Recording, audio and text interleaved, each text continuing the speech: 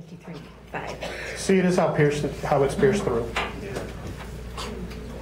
And I will pour out on the house of David and upon the inhabitants of Jerusalem the spirit of grace and of supplications, and they shall look upon me whom they have pierced, and they shall mourn for him as one mourns for his only son. Zechariah 12:10.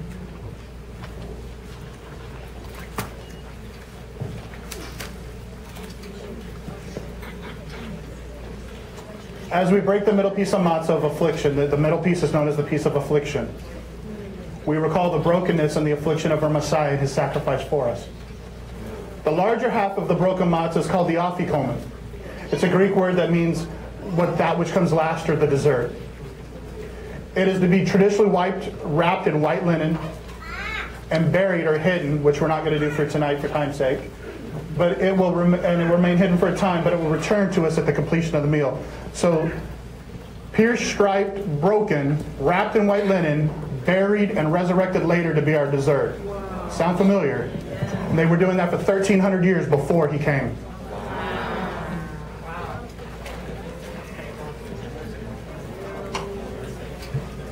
The 4 questions.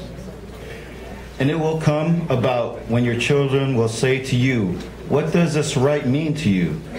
That you shall say, "It is a Passover sacrifice to the Lord who passed over the houses of the sons of Israel in Egypt, when he smote the Egyptians, but spared our homes." And the people bowed low and worshiped. Exodus 12:26-27.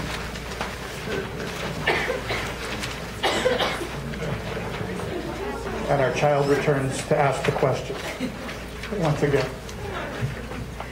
Why is this night different from all the other nights? On all other nights, we eat leavened or unleavened bread. Why on this night do we eat only matzah, the unleavened bread?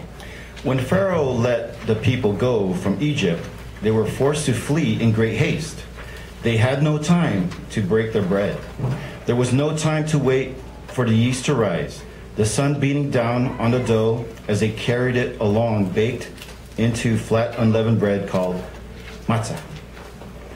It's also important to note, to think about that.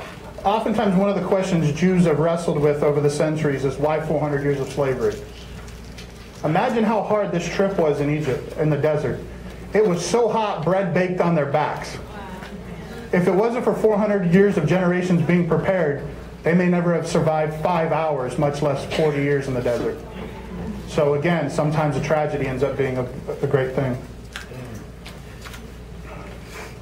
Do you not know the saying, "It takes only a little yeast to leaven a whole batch of dough"?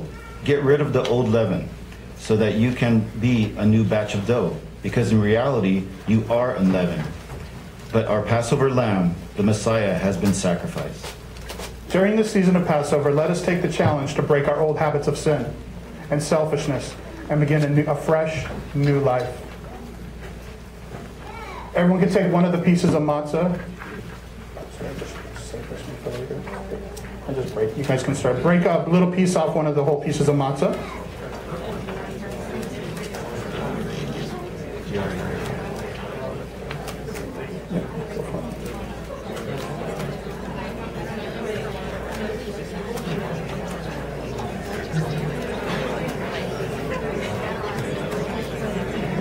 And just remember, we are going to do this a couple times, so do you want to save a little bit of matzah for another time later? It'll be twice more you're going to want to do it.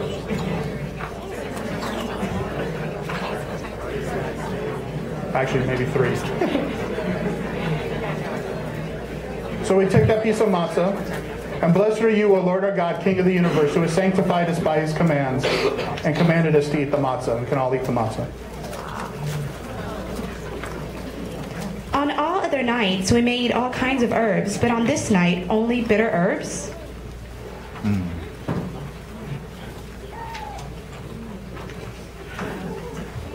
I got crackers in my mouth. We eat bitter herbs to remind us of the bitter lives of the Israelites.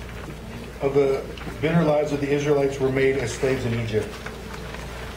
So the Egyptians came to dread the Israelites and worked them ruthlessly.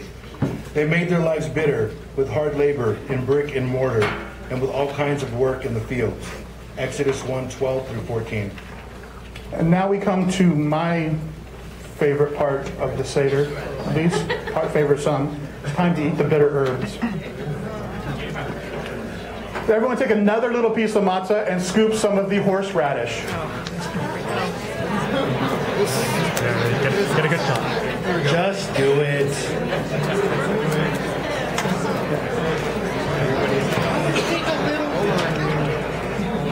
As we scoop some horseradish onto a piece of matzah, let us allow the bitter taste to cause us to shed tears of compassion for a people in bondage. As bitter as captivity in Egypt was, our bondage to sin is no less bitter. Let us recall the years of bondage with both theirs and ours. So we're involving all your senses tonight, a new one you probably don't use up to think of with sin. And this is to remind us, to connect to us how bitter sin really is in our lives. Blessed are you, O Lord our God, King of the universe, who has sanctified us by his word and commanded us to eat bitter herbs. You may all eat the bitter herbs.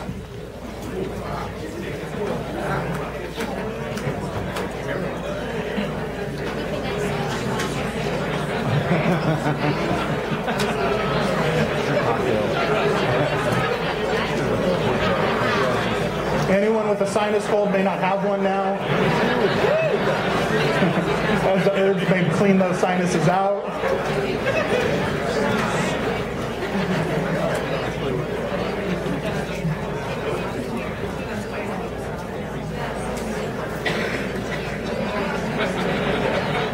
There is some conjecture during the Last Supper